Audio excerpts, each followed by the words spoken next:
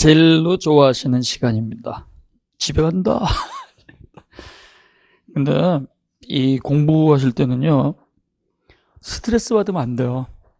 내가 아는 데서 다 나온다 이렇게 생각하시면 되는데요, 항상 공부하실 때는 불안하니까 내가 모르는 데서 나오면 어떡하지? 이렇게 생각하시는 분들이 많아요. 아는 데서 다 나온다. 그게 제일 중요한 거예요. 지상권 볼게요. 지상권 142쪽에 보면 자, 지상권이 있습니다. 자, 지상권은요, 타인 소유 토지를 대상으로 해요. 타인의 토지를 대상으로 한다. 그래서 타인의 토지니까 뭐예요? 남의 물건이에요. 남의 물건. 그래서 우리가 남의 물건에 대해서 가지는 권리다. 그래서 이걸 따 우리는 타물권 그래요. 타인이 갖고 있는 물건에 대한 권리. 그래서 타물권입니다. 타물권. 자, 그 다음에요.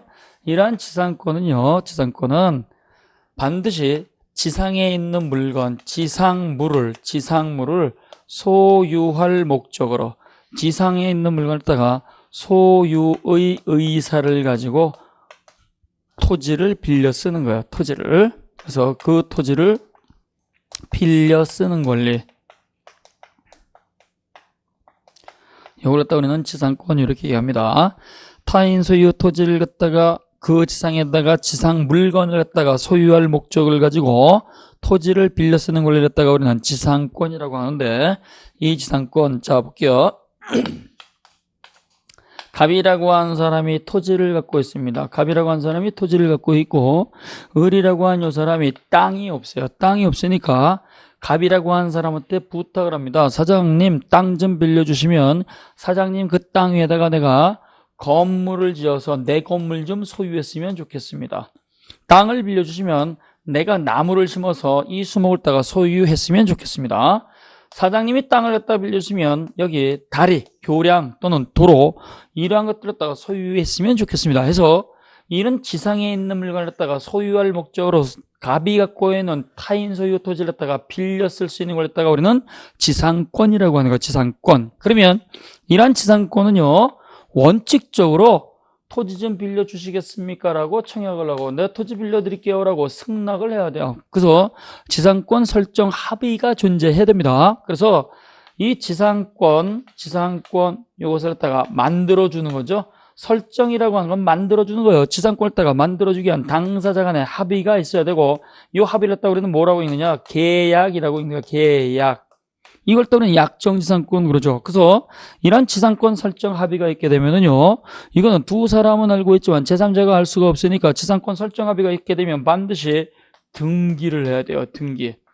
전세권 설정 합의가 있다, 저상권 설정 합의가 있다, 지상권 설정 합의가 있다 그러면 합의만 가지고 되는 게 아니고 반드시 등기를 해야 된다. 이것도 시험 문제 나왔던 거예요. 그래서 전세권 합의만 가지고 전세권의 효력이 발생하다 그러면 안 돼요.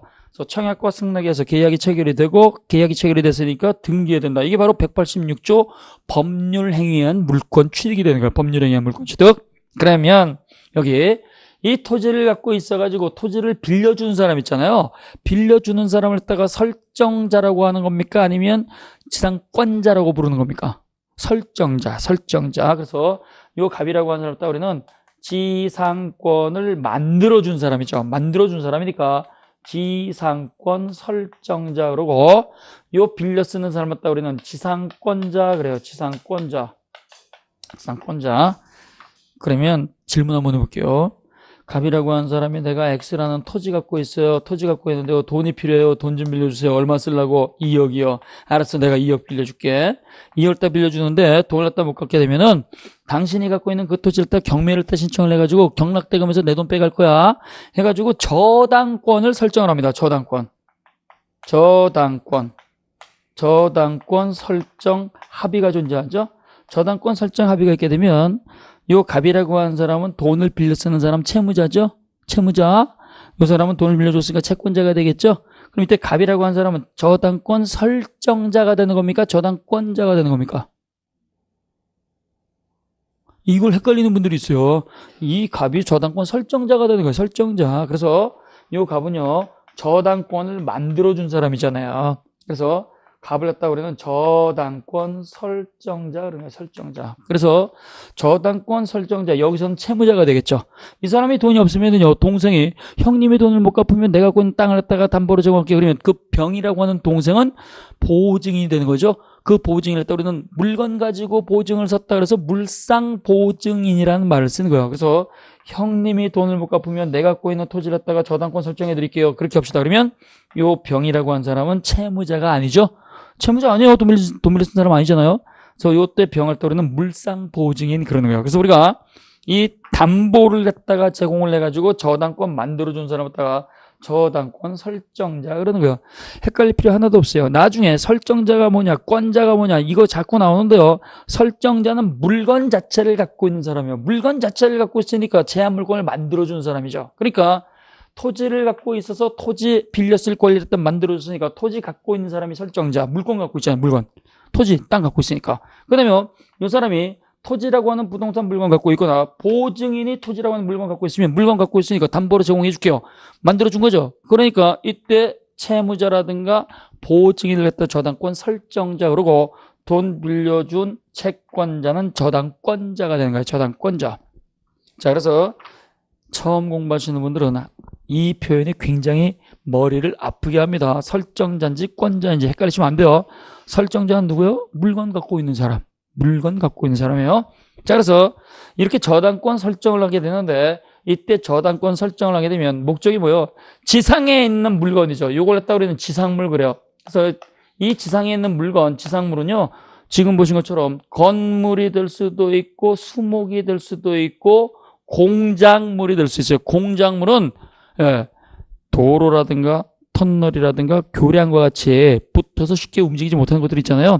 그래서 이 지상에 있는 물건은 건물이 될 수도 있고 수목이 될 수도 있고 그 다음에요 공작물이 될 수 있는데요.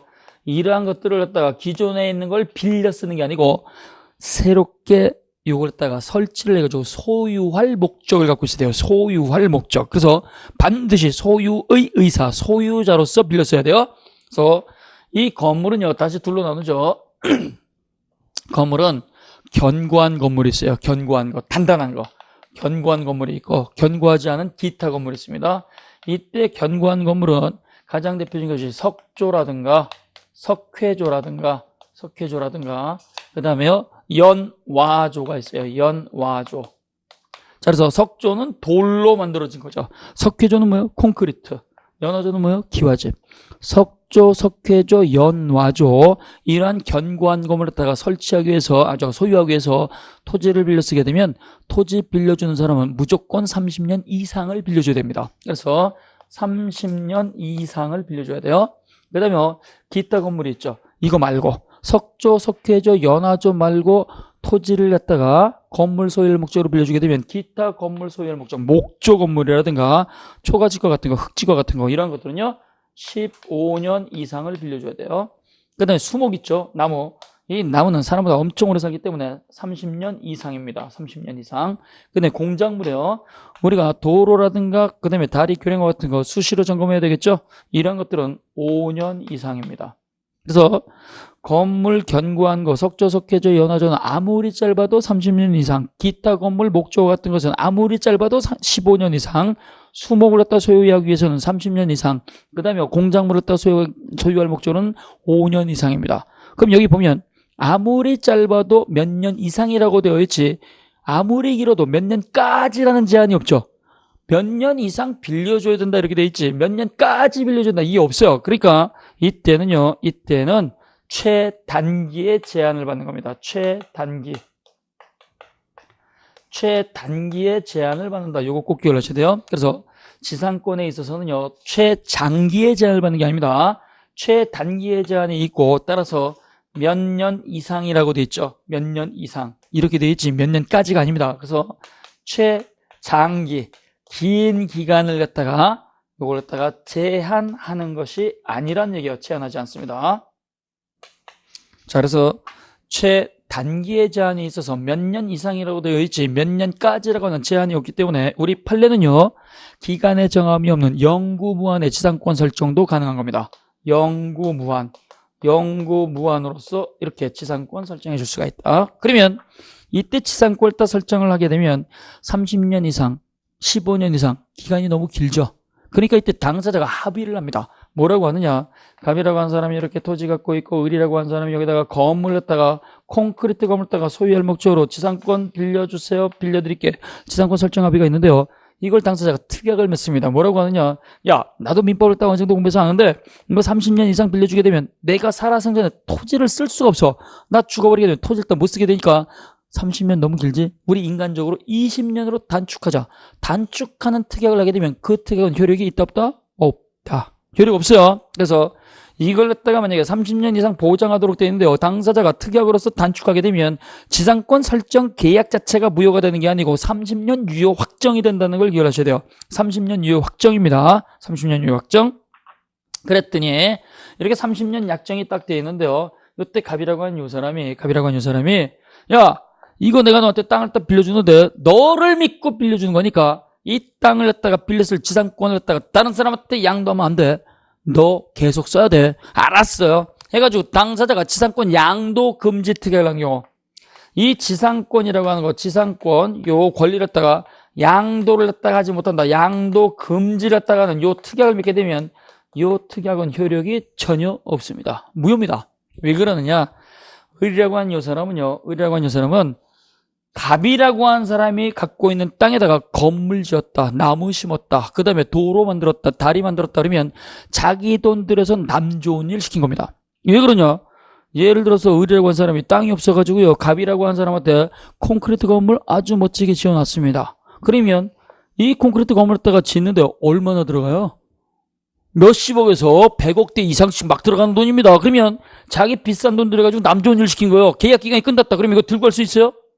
들고 갈 수 있으면 좋은데 들고 갈 수가 없어요. 그러니까 지상권 설정자로부터 토지를 빌려 쓰는 지상권자는 타인 소유 토지에다가 자기 돈 들여서 남 좋은 일 시켰어. 남 좋은 일. 그러니까 자기가 투자한 자본을 갖다가 언제든지 자유롭게 빼갈 수 있도록 허용이 돼야 된다, 안 돼야 된다? 돼야 된다.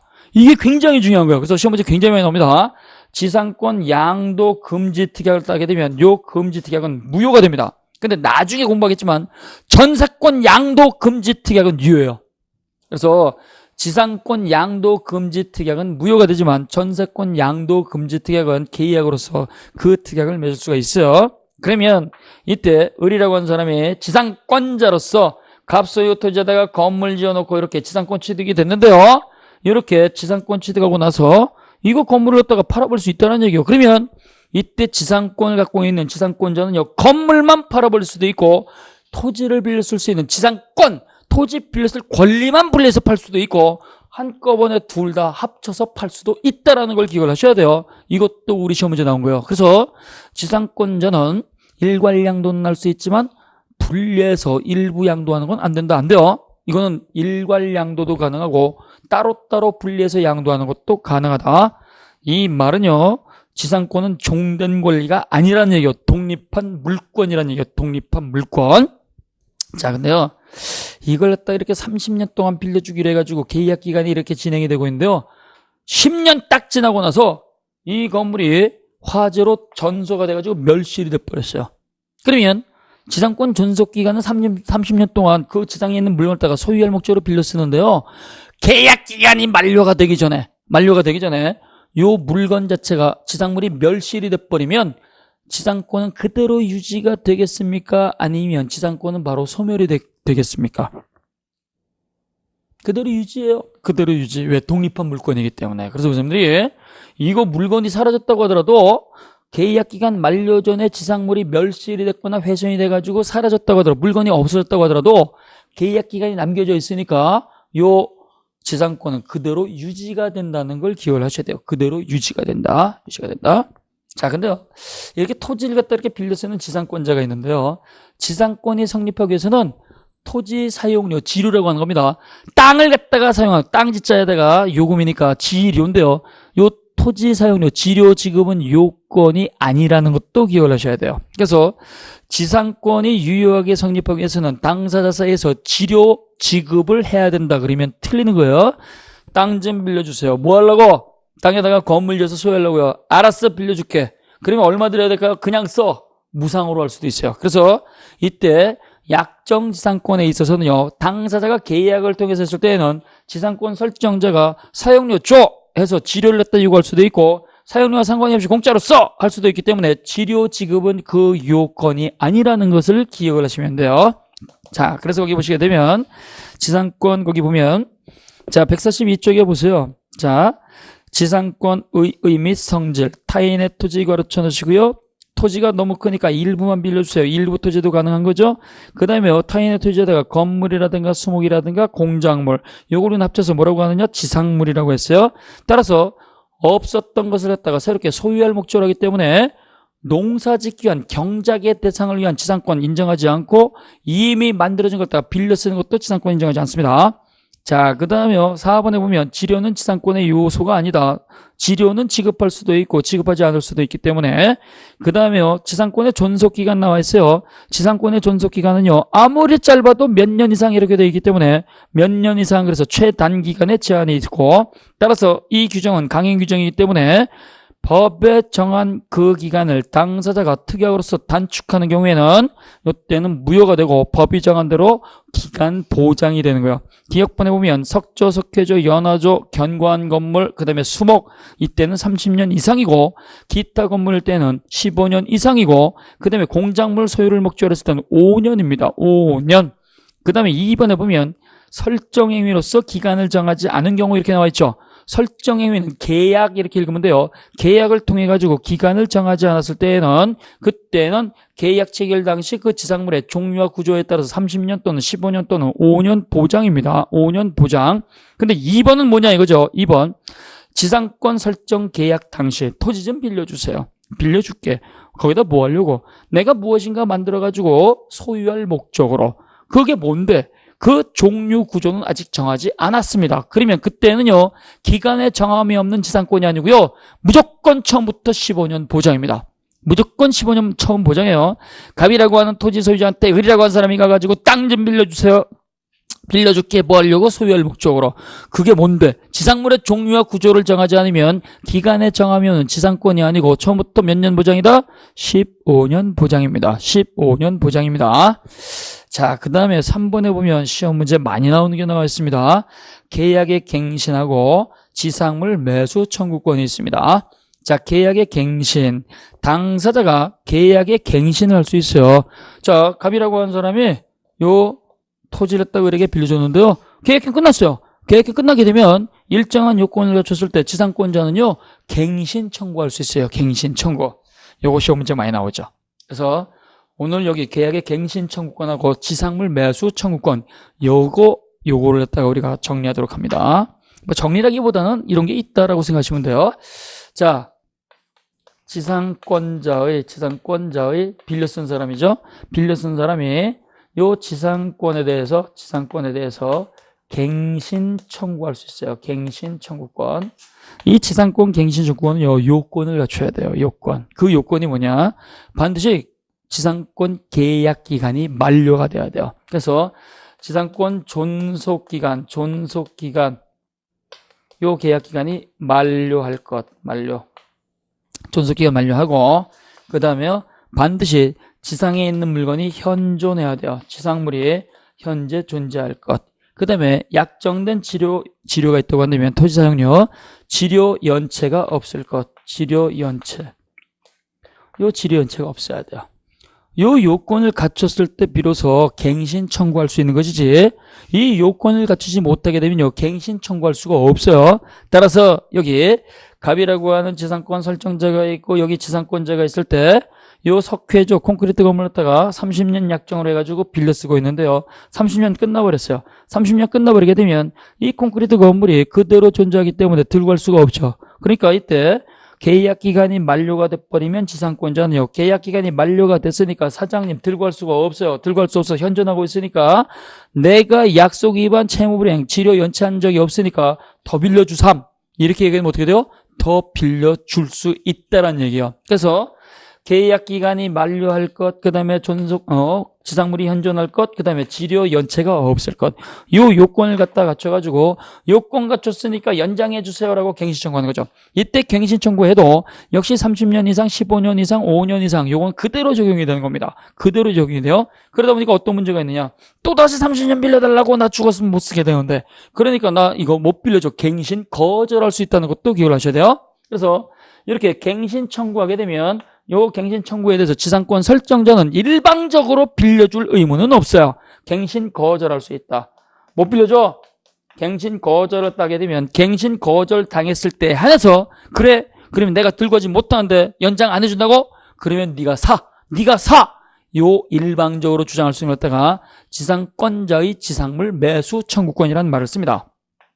그래서 지상 물건을 갖다가 네가 사세요라고 매수 청구할 수 있는 권리가 발생이 되는 거예요.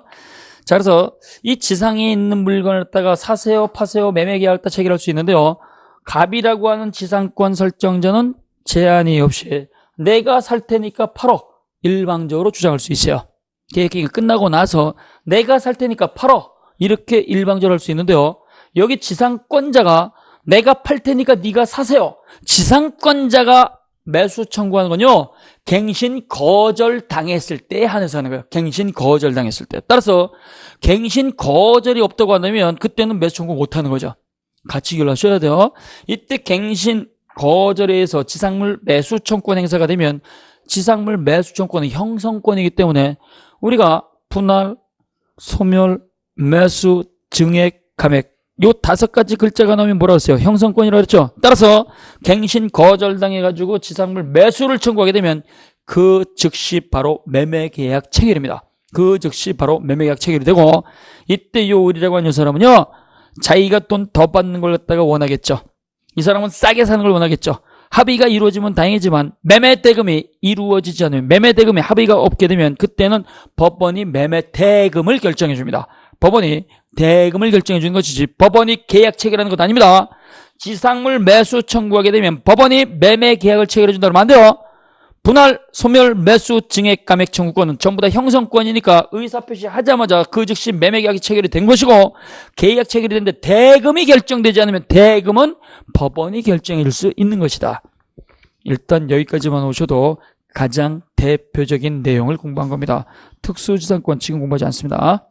그 다음에 144쪽에 보면 지역권이라고 하는 게 있어요. 지역권. 이 지역권은요. 3년 단위로 나오는 거예요. 3년 단위로. 출제위원이 이번에는 좀 떨어뜨려야 되겠어. 떨어뜨려야 되는데 지역권은 잘 공부 안 했겠지. 해가지고 지역권을 낼 수가 있는 거예요. 지역권. 자, 그래서 이 지역권은요. 나오면 오히려 우리는 만세 불러야 돼요. 내용이 적기 때문에. 그래서 여기는 개념만 잘 잡으시면 돼요. 자, 지역권이라고 하는 게 있습니다. 지역권. 이 지역권은요.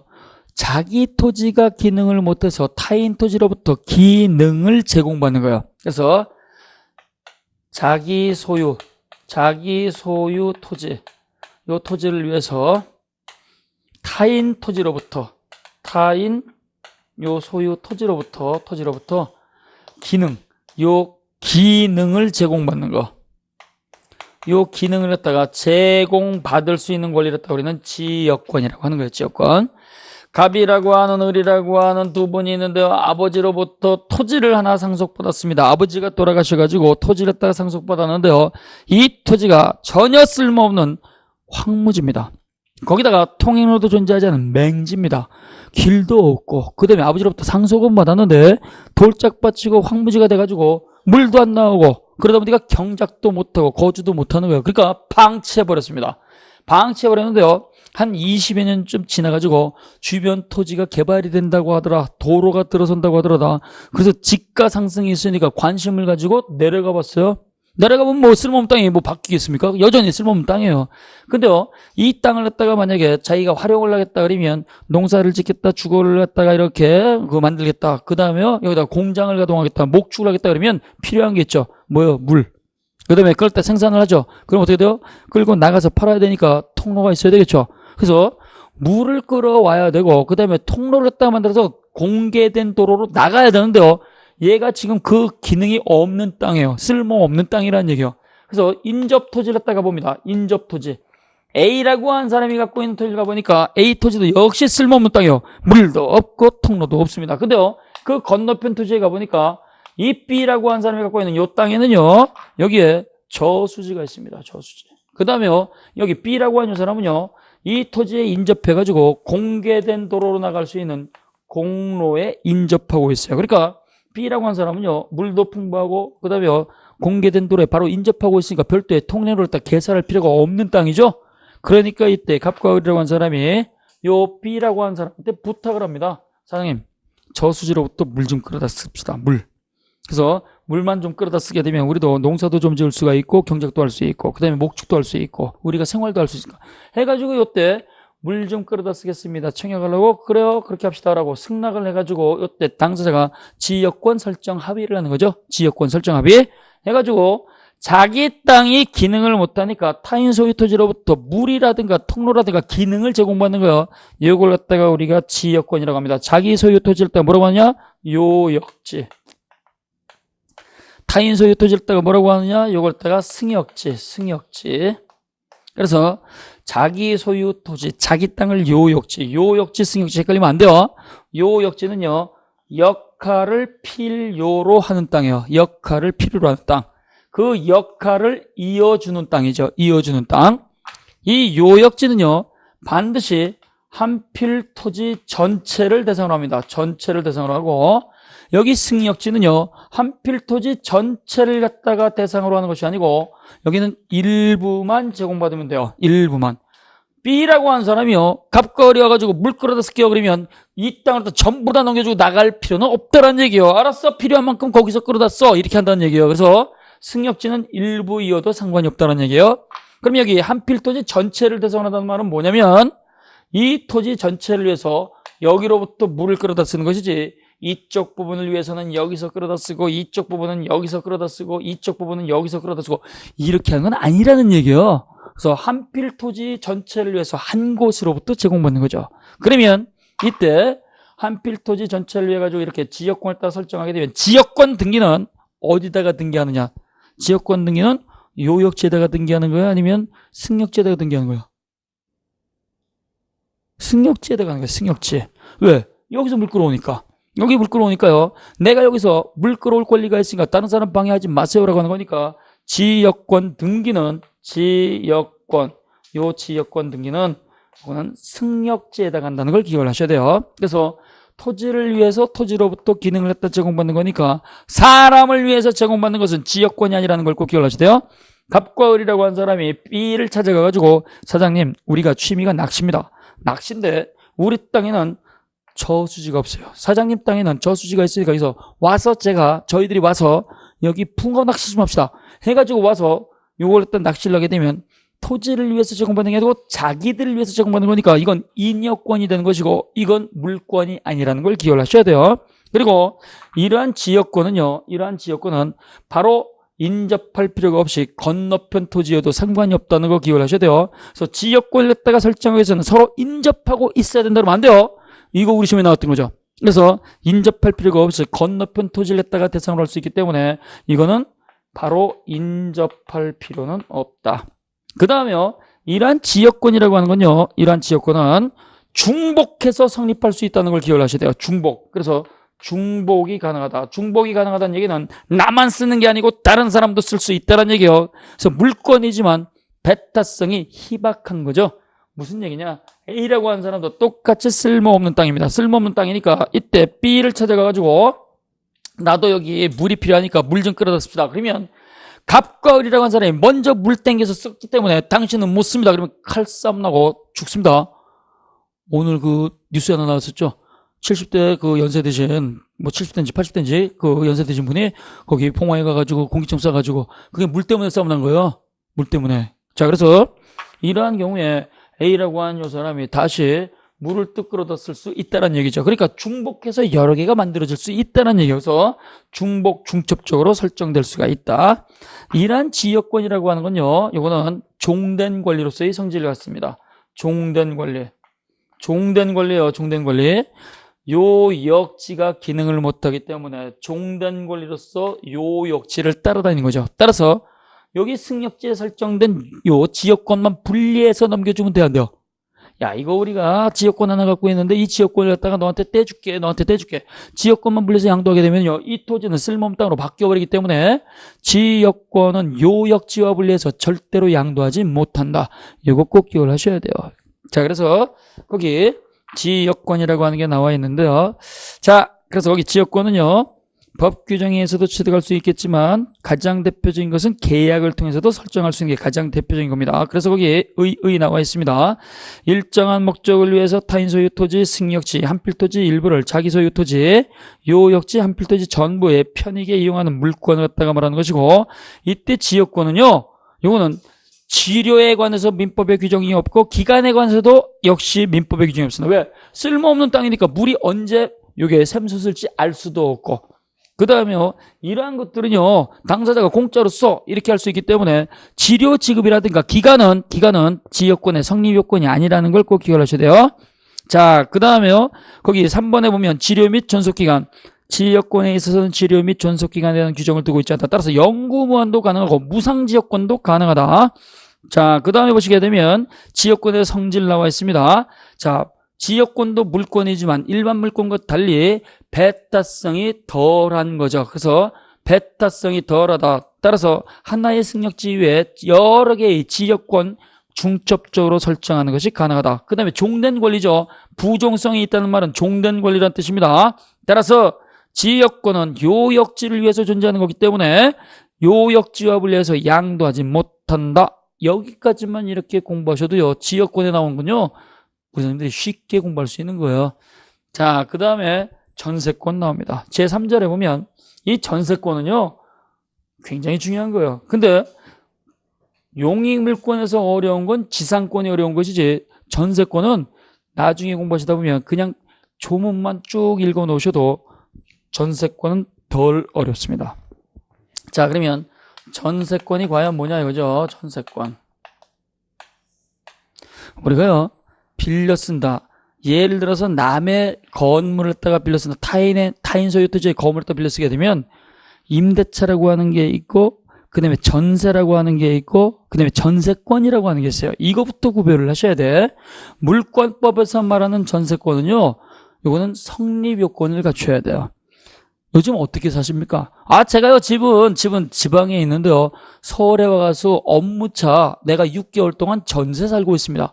거기서 말하는 전세는 물권법에서 말하는 전세권이 아닙니다. 그래서 우리가요, 공인중개사 사장님한테 가가지고 전세 물건 있나요 해가지고 보증금 지급하고 이걸 갖다가 빌렸으면 그건 채권적 전세라는 말을 쓰는 것이지 물권법에서 말하는 전세권 아닙니다. 그래서 물권법에서 말하는 전세권이 되기 위해서는요, 반드시 물권법에서 요구하는 전세권의 성립 요건을 갖춰야 돼요. 그래서 전세권 성립의 요건이 있는데요, 물권법에서 말하는 전세권이 만들어지기 위해서는요, 반드시 전세권 설정 합의가 있어야 돼요. 전세권 설정해 줄래요? 네, 설정해 드릴게요. 해가지고 전세권 설정 합의. 전세권 설정 합의를 했다고 그러는 합의, 그러니까 계약이라고 읽는다고 그랬죠. 전세권 설정 계약이 있어야 되고 반드시 전세금을 지급해야 돼요. 반드시 전세금을 지급해야 되고 전세금 없는 전세권은 무효입니다. 그래서 지상권에 있어서 지료 지급은 요건이 아니지만 전세권에 있어서는요, 반드시 전세금 지급을 해야 되고, 이 전세금은요, 반드시 전세권 설정 계약을 체결했을 때 앉은 자리에서 주고받을 필요는 없어요. 내가 너한테 물품을 갖다 공급해가지고 물품 대금이 2억 원이 있는데 그 2억 원을 갖다가 전세금으로 돌리자. 그렇게 합시다. 가능한 거예요. 내가 너한테 2억 원을 갖다가 돈 빌려준 거 있지? 네. 그걸 갖다가 전세금으로 돌리자. 가능한 거예요. 그래서 기존 돈 받을 권리, 기존 채권을 전세금으로 대신하는 것도 가능합니다. 그 다음에 반드시 등기해야 돼요. 등기. 이렇게 세 가지 요건을 갖다가 갖춰야지만 물권법에서 말하는 전세권이 되는 거고요. 여기에서 등기가 빠져버리게 되면 이게 전세가 되는 거예요. 전세 살고 있습니다 그러면 등기가 없죠. 건물주가 등기 안 해줘요. 왜? 경매당할 수 있으니까. 그래서 요 등기를 갖다가 이렇게 하게 되면 물권법에서 말하는 전세권이 되고, 등기가 없으면 채권적 전세가 되는 것이고, 월세를 지급하면 임대차가 되는 거예요. 임대차. 자, 그러면 이렇게 요건을 갖춰야 되는데요, 이러한 전세권 대상이 되는 것, 전세권 대상은요, 지상권하고 지역권은 토지만을 갖다가 대상으로 하지만 전세권 대상은요, 토지 전세권이 있고 건물 전세권이 있습니다. 토지 또는 건물입니다. 근데요, 이 전세권에 관해서는요, 최장기의 제한이 있습니다. 그래서 잘 비교하는 거예요. 지상권은 아무리 짧아도 몇 년 이상이니까 최단기의 제한에 적용을 받지만 전세권에 관해서는요, 아무리 길어도 몇 년까지예요. 아무리 길어도 몇 년까지. 그래서 전세권은 최장기의 제한이 있습니다. 최장기의 제한이 있어가지고 10년 초과 금지입니다. 그래서 10년까지예요. 아무리 길어도 10년 초과 금지가 됩니다. 10년 초과 금지. 자, 그래서 토지 전세권이 됐던 건물 전세권이 됐던 아무리 길어도 당사자가 약정을 했을 때 전세권 존속 기간은요 10년 초과 금지가 되는 거예요. 그런데 그럼 최단기의 제한이 있느냐? 이거 시험 문제 또 잘 나오죠. 최단기의 제한. 요 최단기의 제한은요 토지에 대해서는 최단기의 제한이 없어요. 건물 전세권에 관해서 건물 전세권을 갖다가 계약하면서 건물 전세권을 갖다가 1년 미만으로 약정을 하게 되면 건물 전세권은 1년 보장입니다. 그래서 토지 전세권이 아니고 건물 전세권에 관해서는요 당사자가 건물에 대해서 전세권 설정 계약을 체결하면서 1년 미만으로 약정을 하게 되면 요때는 요거는 1년 보장이 된다는 걸 같이 기억하시면 돼요. 자, 145쪽에 전세권의 의를 봅니다. 여기 전세권의 요 세 줄이 전세권에 관한 모든 내용을 다 갖고 있습니다. 그래서 전세금을 지급, 괄호 천식어. 그래서 전세금 지급이 성립 요건이에요. 그 다음에 타인의 부동산 밑줄. 타인의 부동산이니까 타 물건입니다. 타인의 토지, 타인의 건물을 대상으로 하는 거예요. 점유 동그라미. 점유니까 뭐요? 점유를 갖다 하고 있으니까 전세권자 빌려 쓰는 사람은요 과실수취권이 인정이 되니까 과실수취. 따라서 그 부동산의 용도에 쫓아 밑줄 정해진 용법대로 써야 돼요. 정해진 용법대로 쓰지 않는다 그러면 그때는 채무불이익이 돼가지고 쫓겨날 수 있습니다. 그래서 정해진 용도에 쫓아서 사용수익이니까 뭐요? 용익물권이죠. 그래서 사용수익과로 전시고 용익물권. 전세권 계약기간 만료로 소멸이 됐을 때 그러면 그 부동산 전체에 대해서 후순위 기타 권리자 채권자보다 전세금에 관해서 우선 변제권이 인정된다. 우선 변제권 가로 쳐주시고 이건 뭐요? 경매를 신청할 수 있는 거죠. 그래서 경매를 신청할 수 있는 특수한 용익물권을 말한다. 따라서 전세권은요 용익물권으로서 규정이 되어 있지만 용익물권으로서의 성질도 갖고 있고 담보물권으로서의 성질을 두 가지를 동시에 갖고 있다는 거 금년도에 나온 거죠. 전세권, 민법상 전세권은 용익물권인 동시에 담보물권의 성질을 겸유하고 있다라는 지문이 나와 있습니다. 그래서 동시에 용익물권인 동시에 담보물권으로서의 성질을 갖고 있는 거예요. 자, 이런 경우입니다. 갑이라고 하는 사람이 건물 갖고 있습니다. 이 건물에 대해서 을이라고 하는 요 사람한테 전세권 설정 계약을 합니다. 갑이라고 하는 사람이 빌려주죠. 물건 갖고 있으니까 전세권 설정자 갑이라고 하는 사람이 빌려 쓰는 전세권자에게 일정한 요건을 갖춰야 돼요. 건물에 대해서 전세권 설정해줘요. 건물 전세권 설정 계약에 대한 합의가 있죠. 그래서 전세권 설정 합의가 있고 그 다음에 이때 전세금을 3억 원을 갖다가 지급합니다. 3억 원 전세금 지급하고 전세금 그 다음에 이걸 등기를 낮춰가지고 3년 동안 빌려 쓸게요. 이렇게 계약하는 거예요. 해가지고 전세권 설정자 갑이라고 하는 사람이 빌려 쓰는 전세권자에게 합의 그 다음에 전세금 지급하고 그 다음에 등기 갖춰서 받을 돈 그러니까 지급할 돈이죠. 그 다음에 여기 기간 이렇게 표시해서 등기 갖춰서 빌려주는 거예요. 계약 기간이 만료가 됐어요. 3년이 만료가 되면은요 요때 을이라고 하는 사람이 더 빌려주세요. 합의에 의해서 갱신할 수 있어요. 합의에 의해서 법으로서 인정되는 게 아니고 당사자가 더 빌려 쓰고 싶다 그러면 알아서 더 빌려줄게 다시 계약하면 되는 거예요. 근데 이 계약이 합의에서 연장되지 않으면 묵시적 갱신이 됩니다. 묵시적 갱신. 요 묵시적 갱신을 갖다가 우리는 침묵에 의해서 연장이 되는 거죠. 공부하기 전에는 자동 연장이라는 말을 써요. 자동 연장. 이걸 갖다가 우리는 묵시적 갱신 그러고요. 또 다른 말로 법 규정에 의한 것이다. 그래서 법정 갱신이라는 말을 쓴 거예요. 같은 말입니다. 계약 기간 만료되기 전 6개월에서 1개월 사이에 나가세요 라는 말도 없고 올려주세요 이 말도 없고 나갈게요 이런 말도 없으면 이때는 전세권 앞에 있었던 전세권 계약하고 동일한 조건으로서 연장이 돼버립니다. 동일한 조건이 되는 거예요. 동일한 기간이 아닙니다. 따라서 조건만 같은 것이고 기간의 정함이 없는 게 돼버립니다. 기간의 정함이 없으면 이때 동일한 조건으로 됐고 기간의 정함이 없으니까 이때는요, 쌍방 당사자가 언제든지 자유롭게 나가세요. 나가겠습니다. 소멸 청구할 수 있습니다. 따라서 이렇게 묵시적 갱신이 일어날 수가 있고, 묵시적 갱신해 버리면 기간의 정함이 없으니까 쌍방 당사자는 언제든지 상대방에 대해서 전세권 소멸 통고를 할 수 있습니다. 전세권 소멸 통고입니다. 소멸 청구가 아닙니다. 소멸 청구는 계약 위반이 됐을 때 소멸 청구하는 거고요. 소멸 통고는 자동 연장이 됐을 때 하는 거야. 자동 연장이 됐을 때. 그러면 이때 예를 들어서 계약 기간 3년을 갖다가 약정을 했는데요. 이때 계약 기간 만료 전 6개월에서 1개월 전 사이에 변경 통지도 안 하고 나가지 않겠다. 이런 의사표시가 없다고 한다면 동일한 조건으로서 연장이 돼요. 기간의 정함이 없으니까 이때는 자동 연장이 됐을 때는 나가주세요. 나가겠습니다. 이렇게 통과할 수 있다는 얘기예요. 통과하게 되면 전세권 설정자가 통과하면 그 즉시 나가는 건 불가능하겠죠. 몇 개월이 지나야 돼요? 6개월. 전세권자가 나가겠습니다. 그러면 몇 개월 지나야 돼요?